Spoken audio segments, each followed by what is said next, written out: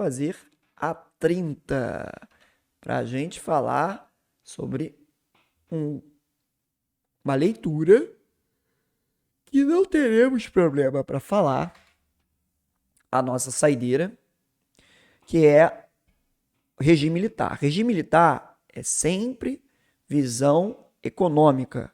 Regime militar é sempre visão econômica. Então, para a prova militar, você, candidato, não pode dar esse mole. A gente vai corrigir uma questão agora. Regime militar não é AI-5, não é ato institucional, não é ditadura, não é tortura, é economia. Ah, mas o senhor acha que é o quê? Eu tenho as duas visões. Eu, na aula de pré-vestibular, eu falo uma coisa, na aula do pré-militar eu falo outra, porque eu tenho que apresentar o que as bancas gostam. Ponto, parágrafo. Valeu? Então é importante isso. Beleza. Governo Castelo Branco, primeiro governo do regime militar de 64 a 67. Buscou resolver os desequilíbrios econômicos de governos anteriores por meio do PAEG. O que é o PAEG? O Plano de Ação Econômica do Governo. O PAEG, ele operou de 64 a 67 e ele foi uma solução para resolver os problemas econômicos do Brasil. Então você buscou o quê? Cortar investimento. Estou dando a dica. Cortar investimento, certo?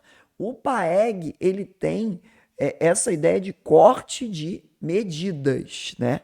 Corte de medidas e buscou criar instituições bancárias para poder favorecer ajeitar a economia brasileira. Vamos lá. Dentre as alternativas, qual a opção é a que mais demonstra gasto?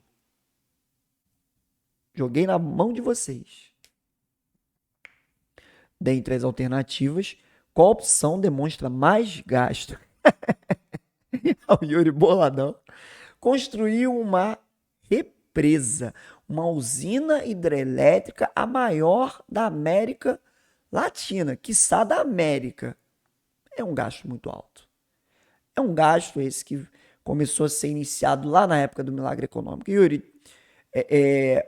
as 4 alternativas abaixo, obras faraônicas do governo Médici, né? As 4 alternativas abaixo, Banco Nacional de Habitação, Fundo de Garantia de Tempo de Serviço, Conselho Monetário Nacional e BCB, Banco Central do Brasil, BCB é ótimo, Bacen, foram medidas, Yuri, que buscaram atender a seguinte ideia. Precisamos reduzir gastos, criar instituições financeiras e direcionar a nossa linha de investimento na construção civil. O Banco Nacional de Habitação, ele era alimentado pelo FGTS. Então, o governo descontava o FGTS do trabalhador e fazia o Banco Nacional de Habitação.